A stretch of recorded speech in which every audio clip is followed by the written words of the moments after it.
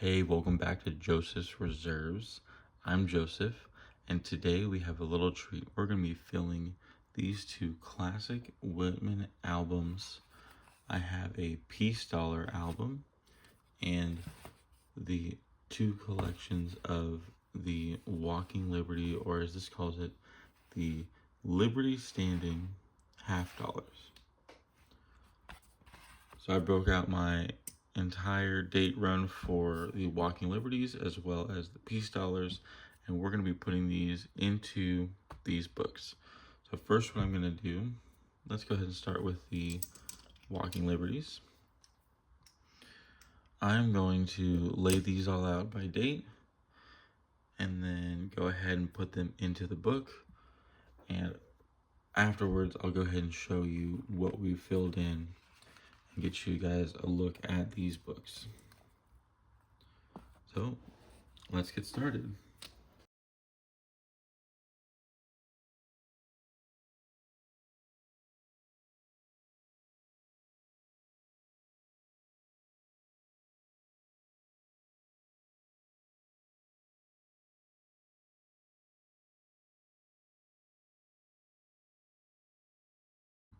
All right, so let's go ahead and take a look at what we have here.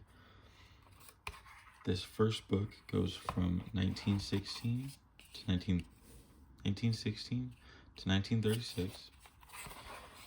So it obviously started in 1916. That is the lowest minted year right here at only 608,000. Let me just double check on that. I'm pretty sure that is the actual lowest minted year. The mint mark was on the obverse at first, and then in 1917 they changed it to the reverse. So we have D on the obverse, D on the reverse, S on the obverse, and S on the reverse. Of this, the hardest one to get is the 1917 on the obverse, 1917S on the obverse. And then after that, the mint mark just stays on the reverse. So we do have the 1918 Philly and San Francisco.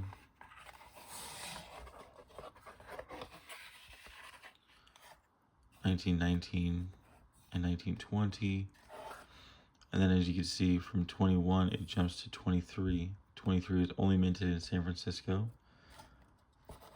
Then it jumps all the way to 27. 27 and 28 also only minted in San Francisco. 29 was only minted in Denver and San Francisco. And then it jumps to 33, only minted in San Francisco. After that, it starts having a continuous date run again. But it's interesting to see it visually, where the 20s really didn't have much. There was 20, 21, 23, 7, 8, and 9. That's it. So it's nice to see them laid out. I feel like I'm not missing almost a whole decade of coins there, you know? So after 33, we get 34 from Philly, Denver, and San Francisco. 35, Philly, Denver, San Francisco. I am missing the San Francisco. And then 36, Philly, Denver, and San Francisco. And that finishes out our book. So in this book,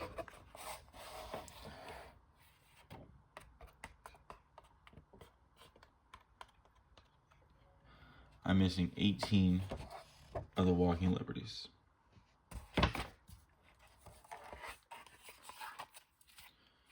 Book number 2, we get the last decade, 37 to 47. This one does have a stretched out hole, so I'm going to have to remember to be careful opening up that first page.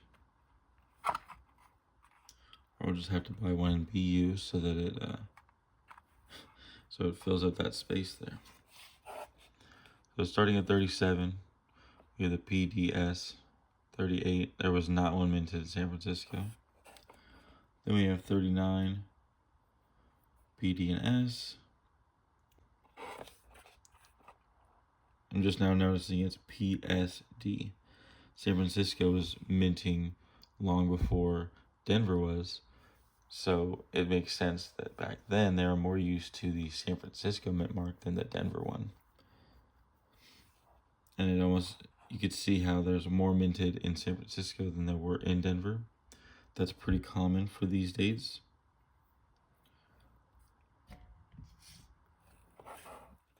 So as we continue through, there's not really any dates that are completely missing like in the earlier years.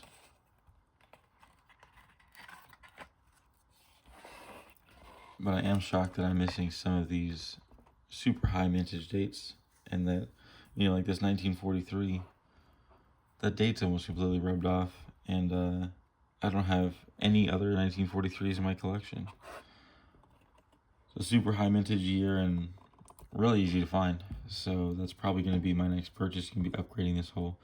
And that's why I really like these books, because when you lay it all out, you'll notice things like that, like, oh wow, this one really needs to be upgraded. Or I didn't realize this 1942, yes, it's a super high mintage year, but that's probably the best condition one I have in the book. You know, things like that will open your eyes to really how you're doing when you start laying it out in a book like this.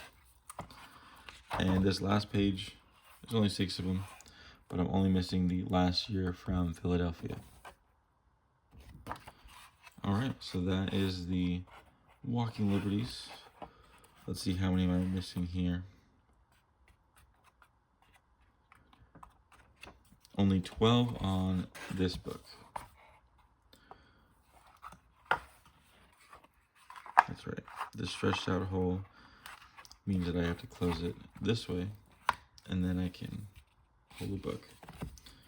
Alright, so that was the Liberty Standing series, or as we call it now, the Walking Liberty series. Let's go ahead and move on to my peace dollars. I don't have a whole lot, but it's a series I've been slowly working on. I think I might have this in reverse order. Yeah. So we'll go ahead and do that. Slide these all over so you can see them. And we'll start on the back. Alright, the peace dollars right here. So peace dollars ran from 21 to 35. Really, I say 21 to 28, and then 34 and 35. So here I do have the high relief 21. This one was in super beat up condition that the coin shop owner that bought it didn't even realize it was a high relief. And if you look at it a little quickly, it even looks pretty similar to the lower reliefs. You really have to just know that year and be able to pull it out. So this was in a pile of a whole bunch of other peace dollars, and I was able to just cherry pick it out. So I bought this at the same price I buy most of my other peace dollars. And honestly, the condition it's in, I don't know if it would really fetch much more of a premium, but it's one that I'm going to be able to keep in this book because I didn't spend a whole bunch of money on it. So then we have the 22. This, I believe this is the highest mintage year. Let me double check on that. Yeah, it looks to be the highest mintage year, 51 million. Then we go through Denver and San Francisco. 1923, Denver, San Francisco. 1924. I do have a 23 San Francisco. It's really beat up and actually even like has these bulges coming out of it, and it wouldn't quite fit in the circle. And I don't want to overstretch it because I will be upgrading this. I know I even had these in a tube at one point, and this one didn't even fit in the tube. It would keep getting jammed up. So I know this one is extra, it's beat up to a point that it's bigger than a fully rounded coin. And I don't want it to deform my book, so that's probably one I'm going to upgrade very soon. So then we jump to the 25, the 26, and 27. I didn't realize until just now, but 1927, they only made 848,000. So that's a key date or a semi-key date there. The lowest mintage one that we've seen so far. I've always heard of the 1924S being a key date. According to these mintages, it's not. It is a little bit lower, but I mean, even the 25S is lower. The 26S is right there in there. The 27 Denver is right there, and 27 Philly is way lower than that. I'll have to double check these mintages because that's just what I've always heard, is that 27S or 24S is a key date. Well, as we keep going, even the 27S has a mintage only in the thousands. The 28 from Philly is also very, very low. That's only 361,000. So that seems like that is the key date, the lowest mintage one. Then we go to 28S, which is at 1.6 million. The 34 from Philly is back down into the thousands, under 1 million. That's only a little bit under a million. So if that is anything, it's really just a semi-key date. And then we've got the 34 Denver and the 35 with the ones from San Francisco being into the millions. So to round this up, it looks like the 28 is the key date. And then the semi-key dates, I would say, would be 27S, the 27 from Philadelphia, and the 34 Philly.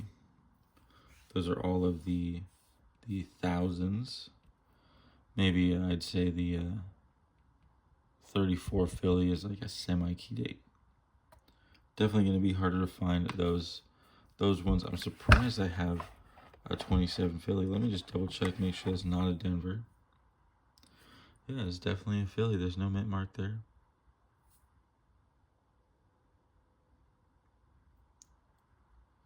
So we've got us a key date, or unless you want to call it a semi-key date. That's pretty awesome. So here in my Peace Dollar series, we're missing 14, really 13, because I do have this 23S. That's just not going in our book. All right, guys. That's going to do it for this video. Just spent some time filling up these new albums I got. And while we're here in this video, I'm going to show you the other albums that I picked up. I purchased a Liberty Head Nickel book. I didn't have very many, so I just went ahead and filled that up off camera. Starts at 90, my collection starts at 98. And then I have a few of the later years. So that's going to be another series I'm going to start focusing on. I have a Barber dime book, but I actually think I only have one Barber dime, so that is not going to be a nice episode. I did get a typeset book of these smaller coins. So this one starts with the half cents, goes all the way through to, I believe, the quarters. Oh, just the 20-cent piece. So it goes through all the nickels and the dimes, the half dimes, all of that, guys. So super excited to start putting this together. I may include this in just the end of a few videos once I decide which coins are going to be going in here. Anyway, that's the albums that I picked up at the coin show I just went to. If you like this video, make sure you give it a like. I don't just do album fill videos. I also do a lot of just silver stack updates, some coin roll hunting videos. So if this or what I just mentioned is the type of content you like to watch, make sure you subscribe. And if you know anyone else that's into that type of content, share it to them. Send them my channel. I'm just trying to grow as much as I can. Thank you guys so much for watching.